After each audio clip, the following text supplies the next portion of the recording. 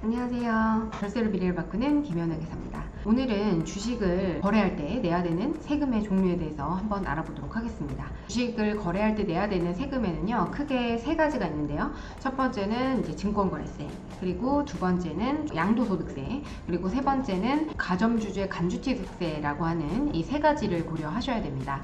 증권거래세라고 하는 거는요, 주식을 거래할 때 내야 되는 세금입니다. 상장 주식이든 비상장 주식이든 모두 다 부과가 되고요. 최근에 증권거래세가 인하되었습니다. 지금 보시면 이제 변경 전후가 있는데요. 변경 전에 코스피 같은 경우는 0.15%, 농어촌 특별세를 합하면 0.3%였거든요. 거기서 0.25%로 변경되었고, 지금 코스닥과 코넥스의 경우에는 0.05%씩 하락한 것을 보실 수 있습니다. 보다 이렇게 증권거래세를 인하함으로써 더 활발한 주식거래가 이루어질 수 있도록 촉구하고자 하는 어떤 정부의 취지가 담겨 있고요. 요즘 1인 법인들 많이들 두시는데, 법인의 주주인데 주식을 누군가한테 넘긴다 라고 했을 때는 항상 이 증권거래세를 반드시 함께 납부를 하셔야 됩니다. 그리고 이 증권거래세가 나중에 양도소득세를 계산하실 때 필요경비로 인정이 되실 수 있다는 거죠. 두 번째로는 이제 양도소득세를 기억하셔야 됩니다. 부동산과 마찬가지로 주식을 양도하게 되면 양도 차익에 대해서 양도소득세를 신고 납부해야 됩니다. 근데 이제 모든 투자자분들이 양도소득세를 납부하시는 것은 아니고요.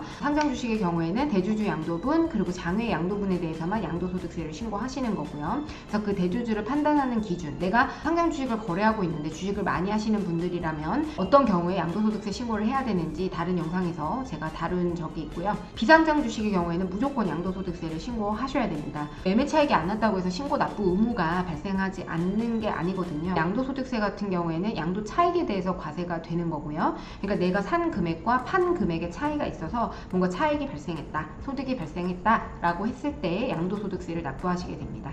양도소득세는 20%부터 30%까지 세율이 결정되고요. 양도일이 속하는 반기의 말일로부터 2개월 이내에, 그러니까 상반기 주식은 8월 말까지, 하반기 주식은 2월 말까지 신고를 하시면 되겠습니다. 그리고 이 상장 주식이라는 개념 자체를 잘 모르시는 경우가 있는데, 상장 주식은 이제 거래소에 개설한 유가증권 시장이나 코스닥 시장, 코넥스 시장에 상장돼서 거래되는 주식입니다.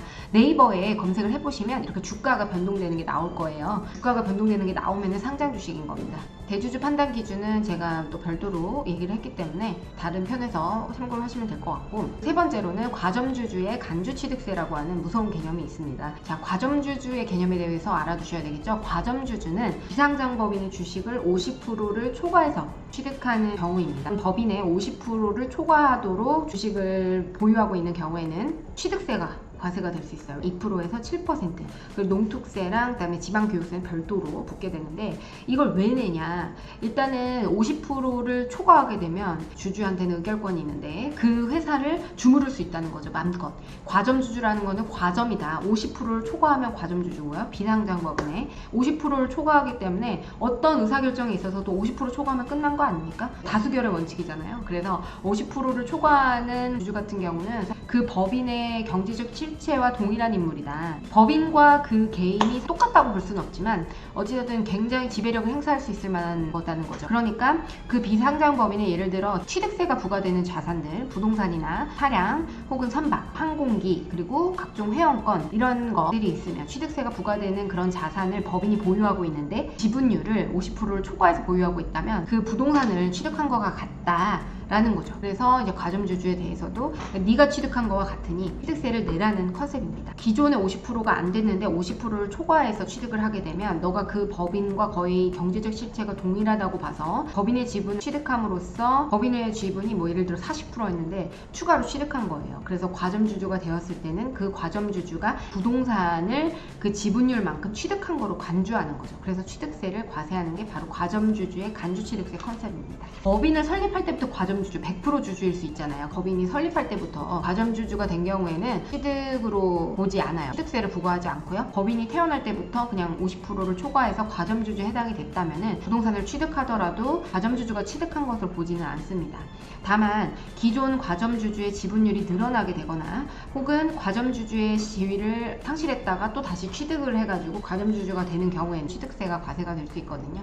이거는 구청에다가 내는 세금이고요. 그러니까 주식을 소유하려는 그 법인의 부동산이나 차량이나 등등등 이런 것들이 있으면 간주 취득세까지도 고려를 해야 된다. 정확히 말씀드리면 매매를 할 때, 양도를 할 때 내야 되는 세금은 증권거래세와 양도소득세, 이거 양도인이 내는 거고요. 주식을 취득할 때 내는 세금, 이거는 과점주주의 간주취득세라고 해서 취득하는 사람이 내는 겁니다. 그래서 양도인이 내느냐, 파는 사람이 내느냐, 사는 사람이 내느냐 이렇게 구분이 되고요. 또 배당소득세라고 하는 거는 그 주식을 보유함에 따라서 내는 세금이에요. 부동산의 재산세처럼 재산세하고 좀 다를 수는 있는데, 배당소득은 내가 투자한 회사가 영업활동을 통해서 벌어들인 그 수익을 나에게 지분율만큼 배분하겠죠. 그걸 돈을 받게 되면은 배당소득세가 과세가 되는 거고요. 배당소득세는 2천만 원 이하까지는 15.4%로 세금이 마감이 되고, 2천만 원 초과분에 대해서는 내 종합소득세와 함께 합산해서 정산이 되게 됩니다. 여태까지 배당소득세를 신고해보지 않은 분들은 내가 이자와 배당으로 받는 금액이 2천만 원 이하였던 거예요. 근데 배당과 이자만으로 누구 웬만한 사람 연봉이잖아요. 그러니까 2천만 원 초과하는 분들은